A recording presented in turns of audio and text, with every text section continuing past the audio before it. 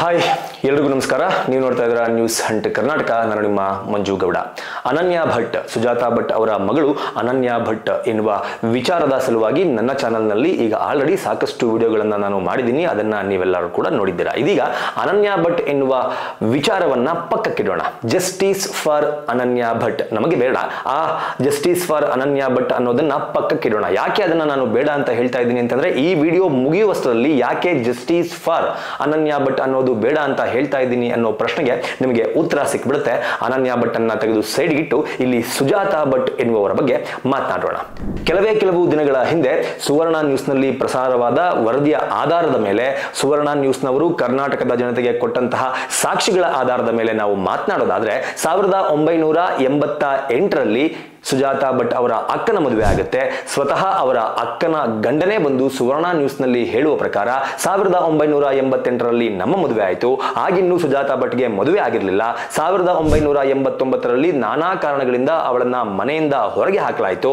ಹೀಗೆ ಮನೆಯಿಂದ ಹೊರಗೆ ಹೋದಂತಹ ಸುಜಾತಾ ಭಟ್ ಆನಂತರ ಎಲ್ಲಿ ಹೋದ್ರು, ಯಾರ ಜೊತೆಗಿದ್ರು, ಯಾರನ್ನ ಮದುವೆ ಆದ್ರು, ಯಾರ ಜೊತೆಗೆ ಸಂಸಾರ ಮಾಡಿದ್ರು, ಅನನ್ಯ ಭಟ್ ಎನ್ನುವ ಮಗಳು ಅವರಿಗೆ ಇದ್ರ ಎನ್ನುವ ವಿಚಾರವಾಗಿ ಸಾಕಷ್ಟು ಕ್ಲಾರಿಫಿಕೇಶನ್ ಅನ್ನ ಕೊಟ್ಟಿದ್ರು. ಆ ಕ್ಲಾರಿಫಿಕೇಶನ್ ಅನ್ನ ನೋಡಿದ ನಂತರ ಕರ್ನಾಟಕದ ಜನರು ಅನನ್ಯ ಭಟ್ ವಿಚಾರದಲ್ಲಿ ಸುಜಾತಾ ಭಟ್ ಅವರನ್ನ ಪ್ರಶ್ನೆ ಮಾಡೋದಕ್ಕೆ ಸ್ಟಾರ್ಟ್ ಮಾಡಿದ್ರು. ಇದು ಒಂದು ಕಡೆ ಆಯ್ತು. ಹೀಗೆ 1989ರಲ್ಲಿ ಮನೆಯನ್ನ ಬಿಟ್ಟಂತಹ ಸುಜಾತಾ ಭಟ್ ಎಲ್ಲಿಗೆ ಹೋದ್ರು ಅನ್ನೋದು ಯಾರಿಗೂ ಕೂಡ ಗೊತ್ತಿರಲಿಲ್ಲ. ಆದ್ರೆ 1999ರಲ್ಲಿ ಇವರು ರಿಪ್ಪನ್ಪೇಟೆಯಲ್ಲಿ ಕಾಣಿಸಿಕೊಳ್ತಾರೆ. ರಿಪ್ಪನ್ಪೇಟೆಯ ಪ್ರಭಾಕರ್ ಬಾಳ್ಗ ಎನ್ನುವವರ ಜೊತೆಗೆ 1999ರಿಂದ 2005ರವರೆಗೆ ಅಂದ್ರೆ 6 ವರ್ಷಗಳ ಕಾಲ ಅವರ ಜೊತೆಗೆ ಅವರ ಮನೆಯಲ್ಲೇ ಇದ್ದುಕೊಂಡು ಸಂಸಾರವನ್ನ ನಡೆಸಿದ್ದಾರೆ. ಈ ಒಂದು ರಿಲೇಶನ್ಶಿಪ್ಗೆ ಸಾಕಷ್ಟು ಜನ ಲಿವಿಂಗ್ ಇನ್ ರಿಲೇಶನ್ಶಿಪ್ ಅಂತಾನು ಹೇಳ್ತಾರೆ. ಇನ್ನು ಕೆಲವರು ಇಲ್ಲ, ಅವರು ಮದುವೆ ಆಗಿದ್ರು ಅಂತಾನು ಹೇಳ್ತಾರೆ. ಆದ್ರೆ ಈ ಒಂದು ಸಂಬಂಧದಲ್ಲೂ ಸಹ ಪ್ರಭಾಕರ್ ಬಾಳ್ಗ ಹಾಗೂ ಸುಜಾತಾ ಭಟ್ ಅವರಿಗೆ ಯಾವುದೇ ರೀತಿಯ ಮಕ್ಕಳಿರಲಿಲ್ಲ. ಅದಕ್ಕೆ ಸಾಕ್ಷಿ ಏನಪ್ಪಾ ಅಂತಂದ್ರೆ, 2003ರಲ್ಲಿ ಅಲ್ಲಿಯ ಲೋಕಲ್ ಪತ್ರಿಕೆಯೊಂದರಲ್ಲಿ ಪ್ರಸಾರವಾದ ಈ ವರದಿ. ಇದನ್ನು ಸಹ ಸುವರ್ಣ ನ್ಯೂಸ್ ಬ್ರೇಕ್ ಮಾಡಿತ್ತು. ಈ ವರದಿಯ ಪ್ರಕಾರ ಮಕ್ಕಳಿಲ್ಲದ ದಂಪತಿಗಳಿಗೆ ಬೀದಿ ನಾಯಿಗಳೇ ಮಕ್ಕಳು, ಅಂದ್ರೆ ಶ್ವಾನಗಳೇ ಮಕ್ಕಳು ಎನ್ನುವ ಆರ್ಟಿಕಲ್ ಇದಾಗಿತ್ತು. ಅಂದ್ರೆ ಇದರ ಅರ್ಥ, ಈ ದಂಪತಿಗಳಿಗೆ ಮಕ್ಕಳಿರಲಿಲ್ಲ, ಬೀದಿ ನಾಯಿಗಳನ್ನೇ ಮಕ್ಕಳ ರೀತಿಯಲ್ಲಿ ಸಾಕಿ ಸಲಹುತ್ತಾ ಇದ್ದಾರೆ ಅನ್ನೋದು ಈ ಒಂದು ಆರ್ಟಿಕಲ್ ನ ಸಾರಾಂಶವಾಗಿತ್ತು. ಸೊ ಇದಿಷ್ಟು ಒಂದು ಕಡೆ ಆದ್ರೆ, 1989ರಲ್ಲಿ ಮನೆಯನ್ನ ಬಿಟ್ಟು ಬಂದಂತಹ ಸುಜಾತಾ ಭಟ್ಗೆ ಈ ಪ್ರಭಾಕರ್ ಬಾಳ್ಗ ಸಿಕ್ಕಿದ್ದಾದ್ರು ಎಲ್ಲಿ? ಯಾರು ಈ ಪ್ರಭಾಕರ್ ಭಟ್ ಅನ್ನೋದನ್ನ ನಾವು ನೋಡೋದಾದ್ರೆ, ಈ ಪ್ರಭಾಕರ್ ಬಾಳ್ಗ ಅನ್ನುವರು ರಿಪ್ಪನ್ಪೇಟೆಯ ನಿವಾಸಿ. ಇವರಿಗೆ ಡಿವೋರ್ಸ್ ಆಗಿರುತ್ತೆ. ಪತ್ನಿ ಇವರನ್ನ ಬಿಟ್ಟು ಹೋಗಿರ್ತಾರೆ. ಆದ್ರೆ ಇವರಿಗೆ ಹಾಸಿಗೆ ಹಿಡಿದಿರುವ ಒಬ್ಬ ತಾಯಿ ಇರ್ತಾರೆ. ಆ ತಾಯಿಯನ್ನ ನೋಡಿಕೊಳ್ಳೋದಕ್ಕೆ ಅಂತ ಸುಜಾತಾ ಭಟ್ ಎನ್ನುವ ಈ ಮಹಿಳೆಯನ್ನ ಪ್ರಭಾಕರ್ ಬಾಳ್ಗ ಅವರು ರಿಪ್ಪನ್ಪೇಟೆಯ ತಮ್ಮ ಮನೆಗೆ ಕರೆದುಕೊಂಡು ಹೋಗ್ತಾರೆ. ಯಾವಾಗ ಸುಜಾತಾ ಭಟ್ ಅವರು ಪ್ರಭಾಕರ್ ಬಾಳ್ಗ ಅವರ ಮನೆಗೆ ಎಂಟ್ರಿ ಆಗ್ತಾರೋ, ಆ ಎಂಟ್ರಿ ಆದ ಕೇವಲ 20 ದಿನಗಳ ಒಳಗೆ ಪ್ರಭಾಕರ್ ಬಾಳ್ಗ ಅವರ ತಾಯಿ ಸಾವನ್ನಪ್ತಾರೆ. ಅದಾದ ನಂತರ 6 ವರ್ಷಗಳ ಕಾಲ ಅಂದ್ರೆ 1999ರಿಂದ 2005ರವರೆಗೂ ಈ ಇಬ್ಬರು ದಂಪತಿಗಳು ರಿಪ್ಪನ್ಪೇಟೆಯಲ್ಲೇ ವಾಸವಾಗಿದ್ರು. ರಿಪ್ಪನ್ಪೇಟೆಯಲ್ಲೇ ತಮ್ಮ ಸಂಸಾರವನ್ನ ನಡೆಸಿಕೊಳ್ತಾ ಇದ್ರು. ರಿಪ್ಪನ್ಪೇಟೆಯ ಬೀದಿ ನಾಯಿಗಳನ್ನ ತಮ್ಮ ಸ್ವಂತ ಮಕ್ಕಳಂತೆ ಸಾಕ್ತಾ ಇದ್ರು ಅನ್ನೋದಕ್ಕೆ ಸಾಕಷ್ಟು ಸಾಕ್ಷಿಗಳು ಈಗ ಆಲ್ರೆಡಿ ನಿಮ್ಮ ಮುಂದಿದೆ.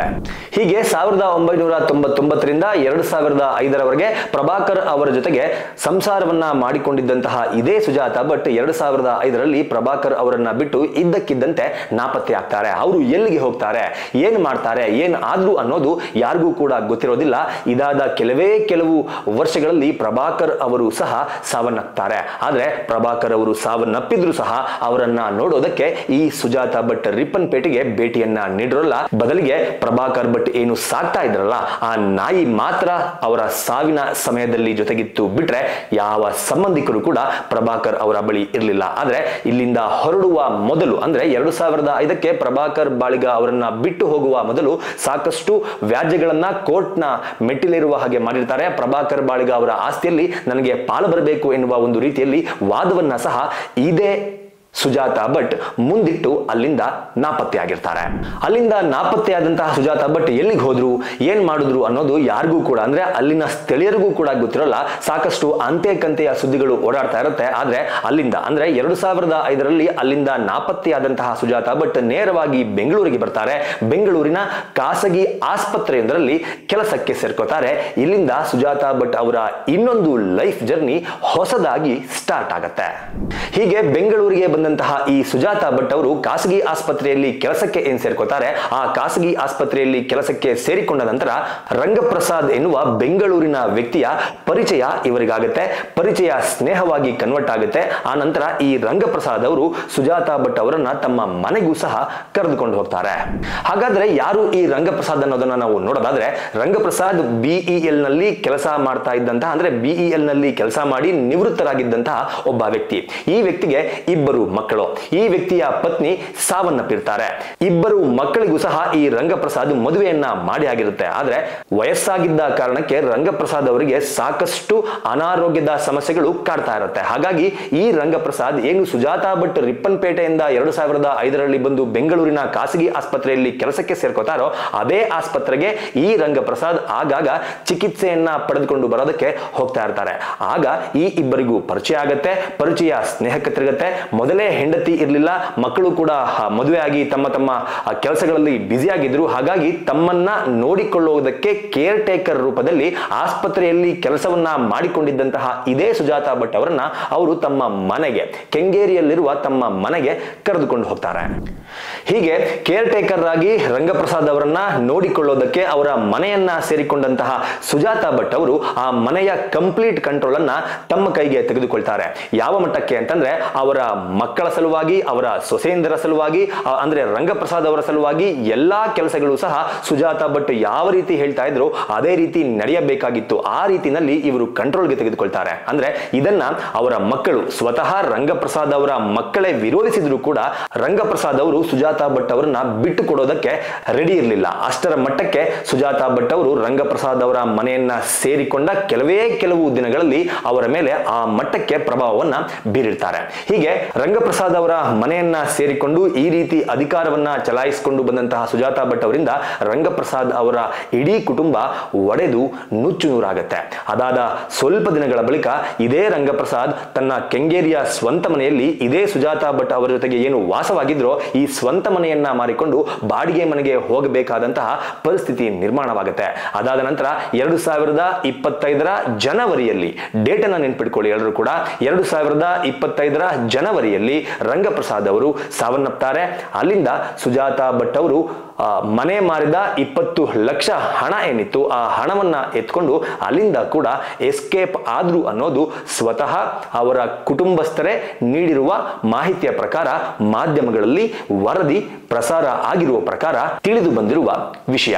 ಹೀಗೆ 1988ರಿಂದ 2025ರವರೆಗೆ ಸುಜಾತಾ ಭಟ್ ಅವರ ಜೀವನದಲ್ಲಿ ಇಷ್ಟೆಲ್ಲವೂ ಸಹ ನಡೆದು ಹೋಗಿರೋದು ಇದೀಗ ಕರ್ನಾಟಕದ ಜನರ ಕಣ್ಣ ಮುಂದೆ ಬಂದು ನಿಂತಿದೆ.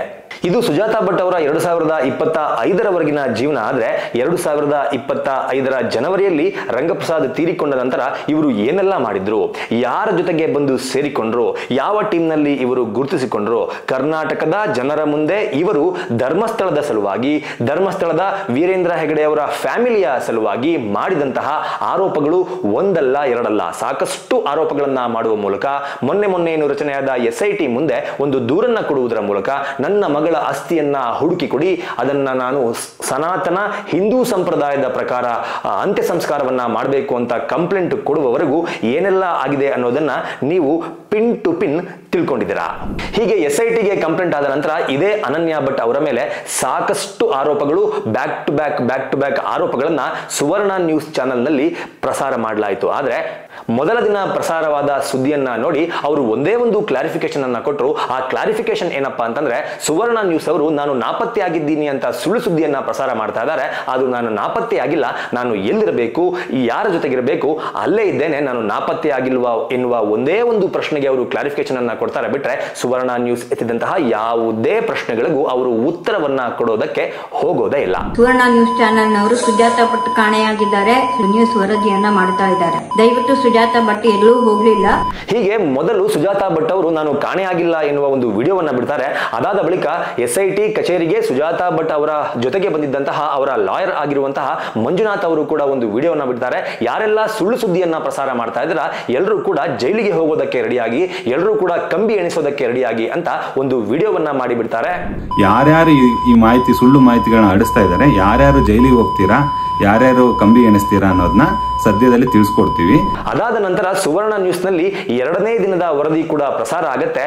ಅದಾದ ಬಳಿಕ ಯಾವುದೇ ಒಂದು ಇನ್ಫಾರ್ಮೇಶನ್ ಅನ್ನ, ಯಾವುದೇ ಒಂದು ದಾಖಲೆಯನ್ನ ಇದುವರೆಗೂ ಕರ್ನಾಟಕದ ಜನರ ಮುಂದೆ ಇಡದಂತಹ ಸುಜಾತಾ ಭಟ್, SIT ಪೊಲೀಸರಿಗೂ ಸಹ ಕೊಡದಂತಹ ಸುಜಾತಾ ಭಟ್ ಮೊನ್ನೆಯಿಂದ ಒಂದು ಫೋಟೋವನ್ನ ಇಡೀ ಕರ್ನಾಟಕ ಜನರ ಮುಂದಿಟ್ಟು ಇದೇ ನನ್ನ ಮಗಳು ಅನನ್ಯಾ ಭಟ್ ಅಂತ ಹೇಳುವ ಮೂಲಕ ಈ ಪ್ರಕರಣಕ್ಕೆ ಮತ್ತೊಂದು ಟ್ವಿಸ್ಟ್ ಕೊಡುವ ರೀತಿಯಲ್ಲಿ ಆನ್ಸರ್ ಅನ್ನ ಕೊಡ್ತಾರೆ. ಹೀಗೆ 2 ದಿನಗಳ ಹಿಂದೆ ಸುಜಾತಾ ಭಟ್ ಅವರು ಇದೇ ನನ್ನ ಮಗಳು ಅನನ್ಯಾ ಭಟ್ ಅಂತ ಏನು ಫೋಟೋವನ್ನ ತೋರಿಸಿದ್ರಲ್ಲ, ಆ ಫೋಟೋ ಕೂಡ ಸುಳ್ಳು. ಆ ಫೋಟೋದಲ್ಲಿ ಇರೋದು ಅನನ್ಯಾ ಭಟ್ ಅಲ್ಲ, ಬದಲಾಗಿ ಆ ಫೋಟೋದಲ್ಲಿ ಇರುವ ಮಹಿಳೆ ವಾಸಂತಿ. ಆ ವಾಸಂತಿ ಯಾರಪ್ಪ ಅಂತಂದ್ರೆ, ನಾನು ಏನ್ ಹೇಳಿದೆ, 2005ರಿಂದ 2025ರವರೆಗೆ ಬೆಂಗಳೂರಿನ ಕೆಂಗೇರಿಯ ನಿವಾಸಿ ರಂಗಪ್ರಸಾದ್ ಅವರ ಮಗ ಶ್ರೀವತ್ಸ ಅವರ ಪತ್ನಿ. ಅಂದ್ರೆ ರಂಗಪ್ರಸಾದ್ ಅವರ ಸೊಸೆಯ ಫೋಟೋವನ್ನ ಇವರು ಮಾಧ್ಯಮಗಳ ಮುಂದೆ ತೋರಿಸಿ ಇದೇ ನನ್ನ ಮಗಳು ಅನನ್ಯಾ ಭಟ್ ಎನ್ನುವ ಒಂದು ಸುಳ್ಳನ್ನ ಇಡೀ ಪ್ರಪಂಚದ ಮುಂದೆ ರಾಜಾರೋಷವಾಗಿ ಹೇಳ್ತಾರೆ. ಅದರ ಜೊತೆಗೆ ಇವರು ಬಿಡುಗಡೆ ಮಾಡಿರುವ ಫೋಟೋ ಏನಿದೆ, ಶ್ರೀವತ್ಸ ಅವರ ಪತ್ನಿ ಅಂದ್ರೆ ರಂಗಪ್ರಸಾದ್ ಅವರ ಮಗ ಶ್ರೀವತ್ಸ ಅವರ ಹೆಂಡತಿ ವಾಸಂತಿ ರಾಮಯ್ಯ ಹಾಸ್ಪಿಟಲ್ ನಲ್ಲಿ ಕೆಲಸ ಮಾಡ್ತಾ ಇರ್ತಾರೆ. ಆದ್ರೆ ಅವರು ಕಾಲೇಜು ದಿನಗಳಲ್ಲಿ ಓದುತ್ತಾ ಇರುವಾಗ ತೆಗೆಸಿಕೊಂಡಂತಹ ಒಂದು ಫೋಟೋವನ್ನ ಮಾಧ್ಯಮಗಳಿಗೆ ತೋರಿಸುವ ಮೂಲಕ ಇದೇ ನನ್ನ ಮಗಳು ಅನನ್ಯಾ ಭಟ್ ಅಂತ ಸುಳ್ಳು ಹೇಳಿ ಕರ್ನಾಟಕದ ಜನರ ಎಮೋಷನ್ಸ್ ನ ಜೊತೆಗೆ ಆಟವಾಡಿ ದಾರಿ ತಪ್ಪಿಸುವಂತಹ ಕೆಲಸವನ್ನ ಇದೇ ಸುಜಾತಾ ಭಟ್ ಮಾಡ್ತಾರೆ. ನೀವು ಈಗ ಸ್ಕ್ರೀನ್ ಮೇಲೆ ಏನ್ ನೋಡ್ತಾ ಇದ್ದೀರಾ, ಅದು ಸುಜಾತಾ ಭಟ್ ಅವರು ಇದೇ ನನ್ನ ಮಗಳು ಅನನ್ಯಾ ಭಟ್ ಅಂತ ಬಿಟ್ಟಂತಹ ಫೋಟೋ. ಆದ್ರೆ ಇದೇ ಸುಜಾತಾ ಭಟ್ ಬಿಟ್ಟಂತಹ ಅನನ್ಯಾ ಭಟ್ ಎನ್ನುವ ಈ ಫೇಕ್ ಫೋಟೋದ ಒರಿಜಿನಲ್ ಹೆಸರು ವಾಸಂತಿ. ಸುಜಾತಾ ಭಟ್ ಅವರು ತೋರಿಸಿದಂತದ್ದು ವಾಸಂತಿ ಅವರು ಕಾಲೇಜು ದಿನಗಳಲ್ಲಿ ಓದ್ತಾ ಇರಬೇಕಾದ್ರೆ ಇರುವಂತಹ ಫೋಟೋ. ಈಗ ಇನ್ನೊಂದು ಕಡೆ ನೀವು ನೋಡ್ತಾ ಇರೋದು ವಾಸಂತಿ ಅವರು ಸಾವನ್ನಪ್ಪೋದಕ್ಕಿಂತ ಮುಂಚೆ, ಅಂದ್ರೆ 2007ರಲ್ಲಿ ಅವರು ಸಾವನ್ನಪ್ಪೋದಕ್ಕಿಂತ ಮುಂಚೆ ವಾಸಂತಿ ಅವರು ಇದ್ದದ್ದು ಹೀಗೆ. ಸೊ ಸಾವನ್ನಪ್ಪಿರುವ ವಾಸಂತಿಯವರ ಫೋಟೋವನ್ನ ಅವರ ಕುಟುಂಬಸ್ಥರ ಪರ್ಮಿಷನ್ ಇಲ್ದಲೇ ಇಡೀ ಕರ್ನಾಟಕಕ್ಕೆ ಅವರ ಐಡೆಂಟಿಟಿಯನ್ನೇ ಚೇಂಜ್ ಮಾಡಿ ಇದು ವಾಸಂತಿಯಲ್ಲ ಅನನ್ಯಾ ಭಟ್ ಅಂತ ನಂಬಿಸಿದಂತಹ ಸುಜಾತಾ ಭಟ್ ಅವರಿಗೆ ಯಾವ ರೀತಿಯ ಶಿಕ್ಷೆ ಆಗಬೇಕು? ಇವತ್ತು ರೈಟ್ ನೌ ಎಲ್ಲಾ ಮಾಧ್ಯಮಗಳಲ್ಲೂ ರಾಜಾರೋಷವಾಗಿ ಪ್ರಸಾರವಾಗ್ತಿರುವ ವರದಿಗಳ ಪ್ರಕಾರ ಇದನ್ನ ಮಾಡಿದ್ದು ಮೊಹಮ್ಮದ್ ಸಮೀರ್ ಅಂಡ್ ಗ್ಯಾಂಗ್ ಅಂತ ಹೇಳಲಾಗ್ತಾ ಇದೆ. ಅಂದ್ರೆ ಈ ಫೋಟೋ ವಿಚಾರವಾಗಿ, ಅಂದ್ರೆ ಅನನ್ಯಾ ಭಟ್ ವಿಚಾರವಾಗಿ ಸಾಕಷ್ಟು ದಾಖಲೆಗಳನ್ನ ಮಾಧ್ಯಮಗಳು ಕೇಳ್ತಾ ಇದೆ. CBI ಸ್ಟೆನೋಗ್ರಾಫರ್ ಆಗಿದ್ದೆ ಅನ್ನೋದಕ್ಕೆ ದಾಖಲೆ ಇಲ್ಲ, ಅನನ್ಯಾ ಭಟ್ ನಿಮಗೆ ಹುಟ್ಟಿದ್ಲು ಅನ್ನೋದಕ್ಕೆ ದಾಖಲೆ ಇಲ್ಲ, ಮೆಡಿಕಲ್ ಕಾಲೇಜ್ ನಲ್ಲಿ ಓದ್ತಾ ಇದ್ಲು ಅನ್ನೋದಕ್ಕೆ ದಾಖಲೆ ಇಲ್ಲ. ಸೊ ಈ ಎಲ್ಲಾ ದಾಖಲೆಗಳನ್ನ ಫೇಕ್ ಮಾಡೋದು ಕಷ್ಟ ಅಂತ ಈ ಗ್ಯಾಂಗ್ಗೆ ಗೊತ್ತಾಗುತ್ತೆ. ಹಾಗಾಗಿ ಒಂದೇ ಒಂದು ಫೋಟೋವನ್ನ ಬಿಟ್ಬಿಡೋಣ, ಇದೇ ನನ್ನ ಮಗಳು ಅನನ್ಯಾ ಭಟ್ ಅಂತ ಫೋಟೋವನ್ನ ಬಿಡುವ ಮೂಲಕ ಇಡೀ ಕರ್ನಾಟಕದ ಜನರನ್ನ ನಂಬಿಸೋಣ ಅಂತ ಆ ಮೀಟಿಂಗ್ ನಲ್ಲಿ ಡಿಸೈಡ್ ಆಗುತ್ತೆ.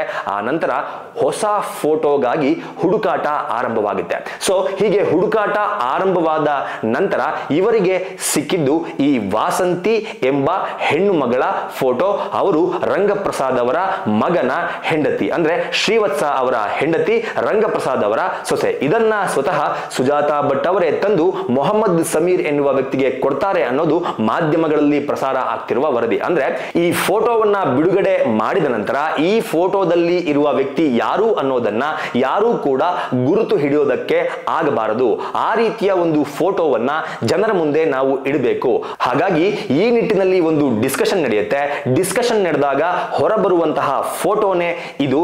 ಈ ಫೋಟೋವನ್ನೇ ಇವರು ಆಯ್ಕೆ ಮಾಡಿಕೊಳ್ಳೋದಕ್ಕೆ ಕಾರಣ ಕೂಡ ಇದೆ. ಯಾಕಪ್ಪ ಇವರು ಈ ಫೋಟೋವನ್ನೇ ಆಯ್ಕೆ ಮಾಡಿಕೊಂಡು ಅದನ್ನ ಮಾಧ್ಯಮಗಳ ಮುಂದೆ ಇಡ್ತಾರೆ ಅಂತಂದ್ರೆ, ಈ ಫೋಟೋದಲ್ಲಿರುವ ವಾಸಂತಿಯವರು 2007ರಲ್ಲೇ ಸಾವನ್ನಪ್ಪಿದ್ದಾರೆ. ಇವರ ಪತಿ ಶ್ರೀವತ್ಸ ಅವರು 2018ರಲ್ಲಿ ಸಾವನ್ನಪ್ಪಿದ್ದಾರೆ. ಇವರ ಮಾವ ರಂಗಪ್ರಸಾದ್ ಅವರು 2025ರಲ್ಲಿ ಸಾವನ್ನಪ್ಪಿದ್ದಾರೆ. ಆದ್ರೆ ಆ ರಂಗಪ್ರಸಾದ್ ಅವರಿಗೆ ಒಬ್ಬ ಮಗಳು ಸಹ ಇದ್ದಾರೆ. ಅವರು ಎಲ್ಲಿದ್ದಾರೆ ಅನ್ನೋದು ಗೊತ್ತಾಗಿಲ್ಲ. ಆದ್ರೆ ಈ ವರದಿಗಳನ್ನ ನೋಡಿದ ಬಳಿಕ ಮೋಸ್ಟ್ಲಿ ಅವರು ಬಂದು ಕ್ಲಾರಿಫಿಕೇಶನ್ ಅನ್ನ ಕೊಟ್ಟರು ಕೊಡಬಹುದು. ಹೀಗಾಗಿ ಬದುಕಿಲ್ಲದ 3 ಜನ ಅಂದ್ರೆ ಈ ಫೋಟೋದಲ್ಲಿ ಇರುವಂತಹ ವಾಸಂತಿನೂ ಬದುಕಿಲ್ಲ, ಅವರ ಗಂಡ ಶ್ರೀವತ್ಸ ಅವರು ಬದುಕಿಲ್ಲ, ಅವರ ಮಾವ ರಂಗಪ್ರಸಾದ್ ಅವರು ಬದುಕಿಲ್ಲ. ಹಾಗಾಗಿ ಈ ಫೋಟೋವನ್ನ ಕ್ಲೈಮ್ ಮಾಡಿಕೊಂಡು ಬರೋದು ತುಂಬಾ ಕಷ್ಟ ಆಗಬಹುದು. ಹಾಗಾಗಿ ಈ ಫೋಟೋವನ್ನ ನಾವು ಸಮಾಜದ ಮುಂದೆ, ಕರ್ನಾಟಕದ ಮುಂದೆ, ಜನರ ಮುಂದಿಟ್ಟು ಇದೇ ಅನನ್ಯ ಭಟ್ ಅಂತ ನಂಬಿಸೋಣ ಎನ್ನುವ ಒಂದು ಚರ್ಚೆ ಆವತ್ತು ಈ ಗ್ಯಾಂಗಿನ ಮಧ್ಯೆ ನಡೆಯುತ್ತೆ. ಇದರ ಜೊತೆಗೆ ಈ ಫೋಟೋ ವಿಚಾರದಲ್ಲಿ ಇವರು ಮಾಡಿಕೊಂಡಂತಹ ಮತ್ತೊಂದು ಎಡವಟ್ಟು ಏನಪ್ಪಾ ಅಂತಂದ್ರೆ, ಅಂದ್ರೆ ವಾಸಂತಿಯವರು ಕಾಲೇಜು ದಿನಗಳಲ್ಲಿ ಓದುತ್ತಾ ಇರುವಂತಹ ಫೋಟೋ ಇದಾಗಿದ್ದು, ಆ ಫೋಟೋದಲ್ಲಿ ಯಾವುದೇ ರೀತಿ ಅವರು ಹಣೆಗೆ ಕುಂಕುಮವನ್ನ ಇಟ್ಟಿರೋದಿಲ್ಲ. ಜನರನ್ನ ನಂಬಿಸಬೇಕು ಎಂಬ ಒಂದೇ ಒಂದು ಉದ್ದೇಶದಿಂದ ಆ ಫೋಟೋದ ಮೇಲೆ ಪೆನ್ನನ್ನ ತೆಗೆದುಕೊಂಡು ಕುಂಕುಮದ ರೀತಿಯಲ್ಲಿ ಹಣೆಯ ಮೇಲೆ ಬರೆಯಲಾಗುತ್ತೆ. ಎಲ್ರಿಗೂ ಕೂಡ ನಾನು ಈ ಮೂಲಕ ಕೇಳುವಂತಹ ಪ್ರಶ್ನೆ ಏನಪ್ಪಾ ಅಂತಂದ್ರೆ, ನಮ್ಮ ಹಿಂದೂ ಸಂಪ್ರದಾಯದಲ್ಲಿ ಯಾವ ಹೆಣ್ಣು ಮಗಳು ಹಣೆಗೆ ನೀಲಿ ಕುಂಕುಮವನ್ನ ಇಡ್ತಾರೆ ಅನ್ನೋದನ್ನ ಹೇಳಬೇಕು. ಯಾಕಂತಂದ್ರೆ ನಮ್ಮ ಹಿಂದೂ ಸಂಪ್ರದಾಯದಲ್ಲಿ ಹೆಣ್ಣು ಮಕ್ಕಳು ಹಣೆಗೆ ಇಡೋದು ಕೆಂಪು ಕುಂಕುಮ. ಆದ್ರೆ ಈ ಫೋಟೋದಲ್ಲಿ ಸಮೀರೆ ಮಾಡಿದಾನೆ ಅಂತ ಏನು ಹೇಳಲಾಗ್ತಾ ಇದೆ, ಈ ಸಮೀರೆ ಪೆನ್ನನ್ನ ತೆಗೆದುಕೊಂಡು ನೀಲಿ ಕುಂಕುಮವನ್ನ ಆ ವಾಸಂತಿ ಎನ್ನುವ ಹೆಣ್ಣು ಮಗಳ ಫೋಟೋ ಮೇಲೆ ಬರೆದಿದ್ದಾನೆ ಅನ್ನೋದು ಇಡೀ ಕರ್ನಾಟಕದಲ್ಲಿ ಎಲ್ಲಾ ಮಾಧ್ಯಮಗಳಲ್ಲೂ ಜೋರಾಗಿ ಆಗ್ತಾ ಇರುವ ಚರ್ಚೆ. ಸೊ ಇದೀಗ ಎಲ್ಲಾ ಪ್ರಶ್ನೆಗಳನ್ನು ಹುಟ್ಟು ಹಾಕುವಂತಹ ಮೊಹಮ್ಮದ್ ಸಮೀರ್, ಎಲ್ಲರಿಗೂ ಪ್ರಶ್ನೆಗಳನ್ನ ಕೇಳುವಂತಹ ಮೊಹಮ್ಮದ್ ಸಮೀರ್, ಎಲ್ಲರೂ ಚರ್ಚೆ ಮಾಡಬೇಕು, ಪ್ರಶ್ನೆ ಕೇಳಬೇಕು ಎನ್ನುವಂತಹ ಮೊಹಮ್ಮದ್ ಸಮೀರ್ ಇದೀಗ ಈ ಪ್ರಶ್ನೆಗೆ ಉತ್ತರ ಕೊಡ್ತಾನ ಗೊತ್ತಿಲ್ಲ. ಆದರೆ ನನ್ನ ಪ್ರಕಾರ ಈ ಪ್ರಶ್ನೆಗೆ, ಈಗ ಎದ್ದಿರುವ ಚರ್ಚೆಗೆ 3 ಜನರು ಉತ್ತರವನ್ನ ಕೊಡಲೇಬೇಕು. ಒಂದು ಮಹೇಶ್ ಶೆಟ್ಟಿ ತಿಮ್ರೋಡಿ ಅವರು. ಯಾಕಪ್ಪ ಅಂತಂದ್ರೆ, ಏನು ಸುವರ್ಣ ನ್ಯೂಸ್ ನಲ್ಲಿ ಸುಜಾತಾ ಭಟ್ ಅವರು ಕಾಣೆಯಾಗಿದ್ದಾರೆ ಎನ್ನುವ ವರದಿ ಪ್ರಸಾರ ಆಯಿತು. ಆ ವರದಿ ಪ್ರಸಾರ ಆದ ನಂತರ ಅವರು ಒಂದು ವಿಡಿಯೋವನ್ನ ಮಾಡಿಬಿಟ್ರು. ಆ ವಿಡಿಯೋವನ್ನ ನೋಡಿದ ಯಾರಿಗಾದ್ರೂ ಗೊತ್ತಾಗುತ್ತೆ ಅವರು ಮಹೇಶ್ ಶೆಟ್ಟಿ ತಿಮ್ರೋಡಿ ಅವರ ಮನೆಯಲ್ಲೇ ಇದ್ದಾರೆ ಅಂತ. ಹಾಗಾಗಿ ಇಂತಹ ಸುಳ್ಳು ಹೇಳುವ ಮಹಿಳೆಯನ್ನ ಮನೆಯಲ್ಲಿ ಇಟ್ಟುಕೊಂಡಿರುವ ಮಹೇಶ್ ಶೆಟ್ಟಿ ಅವರು ಸಹ ಇದಕ್ಕೆ ಉತ್ತರವನ್ನ ಕೊಡಬೇಕಾಗುತ್ತೆ. ಇದರ ಜೊತೆಗೆ ಏಪ್ರಿಲ್ ತಿಂಗಳಿನಲ್ಲಿ, ನೆನಪಿರಲಿ ರಂಗಪ್ರಸಾದ್ ಅವರು ತೀರಿಕೊಂಡಿದ್ದು ಜನವರಿ ತಿಂಗಳಿನಲ್ಲಿ, ಏಪ್ರಿಲ್ ತಿಂಗಳಿನಲ್ಲಿ ಇವರು ಗಿರೀಶ್ ಮಟ್ಟಣ್ಣನವರ ಕೈಗೆ ಸಿಗ್ತಾರೆ. ಏಪ್ರಿಲ್ ತಿಂಗಳಿನಲ್ಲಿ ಯುನೈಟೆಡ್ ಮೀಡಿಯಾ ಎನ್ನುವ ಒಂದು ಚಾನೆಲ್ ನಲ್ಲಿ ಸ್ವತಃ ಗಿರೀಶ್ ಮಟ್ಟಣ್ಣನವರೇ ಹೇಳುವ ಪ್ರಕಾರ ಈ ಒಂದು ಪ್ರಕರಣ ನಡೆದಿದೆ. ಅನನ್ಯ ಭಟ್ ಎನ್ನುವ ಒಬ್ಬ ಒಂದು ಹುಡುಗಿಯನ್ನ ಧರ್ಮಸ್ಥಳದ ಧರ್ಮಾಧಿಕಾರಿಗಳ ಕಿಡ್ನಾಪ್ ಮಾಡಿ ಕೊಲೆ ಮಾಡಿದೆ ಅನ್ನೋದನ್ನ ಜನರ ಮುಂದಿಡ್ತಾರೆ. ಇದನ್ನ ನೋಡಿದಂತಹ 1,10,000 ಜನ ಇದನ್ನ ನಂಬ್ತಾರೆ. ಹಾಗಾಗಿ ಈ ವಿಷಯವಾಗಿ ಗಿರೀಶ್ ಮಟ್ಟಣ್ಣನವರು ಕೂಡ ಆನ್ಸರ್ ಮಾಡಲೇಬೇಕು. ಇದಾದ ನಂತರ ಜುಲೈನಲ್ಲಿ ಈ ವಿಷಯಕ್ಕೆ ಸಂಬಂಧಪಟ್ಟಂತೆ ಮೊಹಮ್ಮದ್ ಸಮೀರ್ ತಮ್ಮ ಇನ್ಸ್ಟಾಗ್ರಾಮ್ ನಲ್ಲಿ ಒಂದು AI ವಿಡಿಯೋವನ್ನ ಮಾಡ್ತಾನೆ. AI ವಿಡಿಯೋ ಮಾಡುವ ಮೂಲಕ ಸುಜಾತಾ ಭಟ್ ಏನ್ ಹೇಳ್ತಾ ಇದ್ರಲ್ಲ ಅದೆಲ್ಲವೂ ಕೂಡ ನಿಜ, ಅದೆಲ್ಲವನ್ನೂ ಸಹ ಧರ್ಮಸ್ಥಳದ ಧರ್ಮಾಧಿಕಾರಿಗಳ ಮಾಡಿದೆ ಎನ್ನುವ AI ವಿಡಿಯೋ ಅದಾಗಿತ್ತು. ಆ ವಿಡಿಯೋವನ್ನ ಆತ ಇನ್ಸ್ಟಾಗ್ರಾಮ್ ನಲ್ಲಿ ಅಪ್ಲೋಡ್ ಮಾಡ್ತಾನೆ. ಇನ್ಸ್ಟಾಗ್ರಾಮ್ ನಲ್ಲಿ ಅಪ್ಲೋಡ್ ಮಾಡಿದ ನಂತರ ಅದನ್ನ ನೋಡಿದ 7.9 ಮಿಲಿಯನ್ ಪೀಪಲ್, ಅಂದ್ರೆ 79 ಲಕ್ಷ ಜನ ಅದನ್ನ ನಂಬ್ತಾರೆ. 79 ಲಕ್ಷ ಜನರಿಗೆ ನಂಬಿಸಿ ಸುಳ್ಳನ್ನ ಹೇಳಿರುವಂತಹ ಸಮೀರ್ ಕೂಡ ಇದಕ್ಕೆ ಉತ್ತರ ಕೊಡಲೇಬೇಕು. ಸೊ ಇವರು ಇಲ್ಲಿಯವರೆಗೂ ಯಾವೆಲ್ಲ ಸ್ಟೋರಿಗಳನ್ನ ಹೇಳಿದ್ದಾರೋ ಆ ಎಲ್ಲಾ ಸ್ಟೋರಿಗಳ ಮೇಲೆ ಇದೀಗ ಅನುಮಾನ ಮೂಡುತ್ತೆ. ಯಾಕಪ್ಪ ಅಂತಂದ್ರೆ, ಅನನ್ಯ ಭಟ್ ಹಾಗೂ ಸುಜಾತಾ ಭಟ್ ವಿಚಾರದಲ್ಲಿ ಇವರೆಲ್ಲರೂ ಹೇಳಿದ್ದು ಕಟ್ಟು ಕತೆ, ಸುಳ್ಳು ಕತೆ ಅನ್ನೋದು ಪ್ರೂವ್ ಆಗಿದೆ. ಇವರು ಎಮೋಷನ್ಸ್ ಅನ್ನ ಇಟ್ಕೊಂಡು ಕರ್ನಾಟಕದ ಜನರ ಜೊತೆಗೆ ಆಟವಾಡಿದ್ದಾರೆ, ಕರ್ನಾಟಕದ ಜನರನ್ನ ಮಂಗ ಮಾಡಿದ್ದಾರೆ ಅನ್ನೋದಕ್ಕೆ ಇದಕ್ಕಿಂತ ಬೇರೆ ಸಾಕ್ಷಿ ಬೇಕಾಗಿಲ್ಲ ಅಂತ ನನಗನ್ಸುತ್ತೆ. ಈ ಹಿಂದೆ ಸುವರ್ಣ ನ್ಯೂಸ್ ನಲ್ಲಿ ಕೆಲಸ ಮಾಡ್ತಾ ಇರುವಂತಹ ಅಜಿತ್ ಹನುಮಕ್ಕನವರಿಗೆ ಪ್ರೊಫೆಷನಲಿಸಂ ಅಂದ್ರೆ ಏನು ಎನ್ನುವ ಪಾಠವನ್ನ ಹೇಳ್ಕೊಟ್ಟಿದ್ದಂತಹ Mohammed Sameer alias Sameer MD alias Dootha Sameer AI video ಮಾಡುವ ಮೂಲಕ ಪ್ರೊಫೆಷನಲಿಸಂ ಅನ್ನೋದನ್ನ ಸೈಡಿಗಿಟ್ಟು ಕಂಪ್ಲೀಟ್ ಆಗಿ ಕರ್ನಾಟಕದ ಜನತೆಗೆ ಸುಳ್ಳನ್ನ ಹೇಳಿದ್ದಂತಹ ಇದೇ ಸಮೀರ್ ಈ ವಿಷಯವಾಗಿ AI ವಿಡಿಯೋ ವಿಷಯವಾಗಿ AI ವಿಡಿಯೋವನ್ನ ನಂಬಿ ಅದನ್ನೇ ಸತ್ಯ ಅಂತ ಏನು 79 ಲಕ್ಷ ಜನ ಅದನ್ನ ನೋಡಿ ಅಯ್ಯೋ ಅಂತ ಕಣ್ಣೀರಿಟ್ಟು ಅಯ್ಯೋ ಅಂತ ತಮ್ಮ ಮನಸ್ಸನ್ನ ಕರಗಿಸಿಕೊಂಡಿದ್ರಲ್ಲ, ಆ ಎಲ್ಲರಿಗೂ ಸಹ 79 ಲಕ್ಷ ಜನರಿಗೂ ಸಹ ಉತ್ತರವನ್ನ ಕೊಡಲೇಬೇಕು. ಅವನು ಉತ್ತರವನ್ನ ಕೊಡಲಿಲ್ಲ ಅಂದ್ರೆ ದಯಮಾಡಿ ಯಾರೆಲ್ಲ 79 ಲಕ್ಷ ಜನ ಆ ವಿಡಿಯೋವನ್ನ ನೋಡಿ ಅಲ್ಲಿ ಹೋಗಿ ಕಮೆಂಟ್ ಅನ್ನ ಮಾಡುವ ಮೂಲಕ ಆತ ಹೇಳಿದ್ದು ಸತ್ಯ ಅಂತ ನಂಬಿದ್ರಲ್ಲ, ದಯಮಾಡಿ ನೀವೆಲ್ಲರೂ ಹೋಗಿ ಅವನ ಹತ್ತಿರ ಉತ್ತರ ಕೇಳಿ. ಇದರ ಜೊತೆಗೆ ನಿಮ್ಮ ಮುಂದೆ ಇನ್ಯಾರಾದ್ರೂ ಅಂತೆ ಕಂತೆ ಕಥೆಗಳನ್ನ ತಂದು ಹೇಳ್ತಾ ಇದ್ರೆ, ವಿತೌಟ್ ಪ್ರೂಫ್ ಮಾತಾಡ್ತಾ ಇದ್ರೆ, ಕೇವಲ AI ವಿಡಿಯೋಗಳನ್ನ ಮಾತ್ರ ಕಲರ್ಫುಲ್ ಆಗಿ ನಿಮ್ಮ ಮುಂದೆ ತೋರಿಸಿ ಅದನ್ನೇ ಸತ್ಯ ಅಂತ ನಂಬಿಸೋದಕ್ಕೆ ಬಂದ್ರೆ ದಯವಿಟ್ಟು ಕನ್ನಡಿಗರು ಒಂದು ಸಾರಿ ಯೋಚನೆ ಮಾಡಿ. ಇಲ್ಲಿ ಎಲ್ರಿಗೂ ಕೂಡ ಒಂದು ಮಾತನ್ನ ಹೇಳೋದಕ್ಕೆ ಇಷ್ಟಪಡ್ತೀನಿ. ದಯಮಾಡಿ ಯಾವುದೇ ಸುದ್ದಿ ನಿಮ್ಮ ಕಣ್ಣಿಗೆ ಬಿದ್ದ ನಂತರ, ನಿಮ್ಮ ಕಿವಿಗೆ ಬಿದ್ದ ನಂತರ ಅದನ್ನ ಒಂದು ಬಾರಿ ಕ್ರಾಸ್ ಚೆಕ್ ಮಾಡ್ಕೊಳ್ಳಿ. ಯಾರಾದ್ರೂ ಕ್ಯಾಮ್ರಾ ಮುಂದೆ ಬಂದು, ನಿಮ್ಮ ಮುಂದೆ ಬಂದು ಕಣ್ಣಲ್ಲಿ 4 ಹನಿ ಕಣ್ಣೀರನ್ನ ಹಾಕಿದ ತಕ್ಷಣ ಕಣ್ಣೀರು ಹಾಕಿಕೊಂಡು ಮಾತನಾಡ್ತಿರುವ ಎಲ್ಲರೂ ಕೂಡ ಸತ್ಯವನ್ನೇ ಹೇಳ್ತಾ ಇದ್ದಾರೆ, ಅವರು ಹೇಳೋದೇ ಸತ್ಯ, ಅಯ್ಯೋ ಪಾಪ ಅಂತ ದಯಮಾಡಿ ಕರಗಬೇಡಿ. ಅದರ ಹಿಂದೆ ಈ ರೀತಿಯ ಕೆಟ್ಟ ಮುಖಗಳು ಸಹ ಇದ್ದೇ ಇರುತ್ತೆ ಅನ್ನೋದಕ್ಕೆ ಈ ಪ್ರಕರಣ ನಿಮ್ಮ ಮುಂದೆ ನಿಂತಿರೋದೇ ಸಾಕ್ಷಿ. ಇಲ್ಲಿ ನಿಜವಾಗ್ಲೂ ಸಮಥಿಂಗ್ ಏನೋ ಸಸ್ಪಿಷಿಯಸ್ ಆಕ್ಟಿವಿಟೀಸ್ ನಡೆದಿದ್ದಾವೆ, ಇದ್ರ ಬಗ್ಗೆ ಜನ ಚರ್ಚೆ ಮಾಡಬೇಕು, ಇದ್ರ ಬಗ್ಗೆ ಜನ ಪ್ರಶ್ನೆ ಮಾಡಬೇಕು. ಸೊ ನೀವಿದನ್ನ ಚರ್ಚೆ ಮಾಡಿ, ನೀವಿದನ್ನ ಪ್ರಶ್ನೆ ಮಾಡಿ. ನಮಸ್ಕಾರ.